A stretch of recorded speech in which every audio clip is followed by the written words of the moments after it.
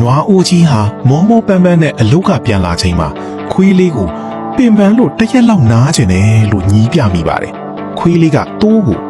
နွားကြီးအလုတ်ခိုးနားကျင်နေတယ်လို့ပြောပြခဲ့ပြီးတိုးကလည်းမြီးကိုနွားကြီးအလုတ်တွေညင်းညူနေတယ်လို့ထပ်ဆင့်ပြောပါတယ်ညီးကတစ်စိမြင်းကိုနွားကြီးတပိမ့်မောက်ပြီးတခင်ခိုင်းတာမလုပ်တော့ဘူးတယ်လို့ကောလာဟလဖြတ်လိုက်ပြန်တယ်နောက်ဆုံးမှာတော့မြင်းကတခင်ရှိသွားတိုင်လိုက်တာက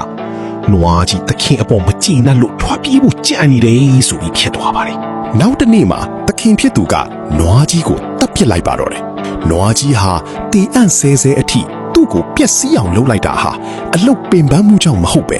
ဘီနာကကောင်းနေအပေါ်ရင်ဖွင့်မိခဲ့တဲ့စကားတစ်ခုကနေပုံကြီးချေသွားတဲ့စကားအဆင့်ဆင့်ကြောင့်ဆိုတာကိုဘယ်တော့မှသိမသွားခဲ့ပါဘူးဘဝမှာပင်ပန်းနွမ်းနေလို့ရင်ဖွင့်ချင်တဲ့အခါမျိုးမှာမိမိအပေါ်တကယ်စေတနာရှိပြီးလျှို့ဝှက်ချက်ထိမ့်သိမ့်နိုင်မဲ့သူကိုပဲရွေးချယ်ရင်ဖွင့်ရပါမယ်မယုံကြည်ရတဲ့သူတွေအတင်းအဖျင်ပြောတတ်တဲ့သူတွေရှိမှမိမိရဲ့အားနည်းချက်ကိုရှောက်ပြောမိရင်မင်းရင်ဖွင့်သူကနေမင်းကိုယ်တိုင်ရင်ခွေးခံရတဲ့သူဖြစ်သွားရပါလိမ့်မယ်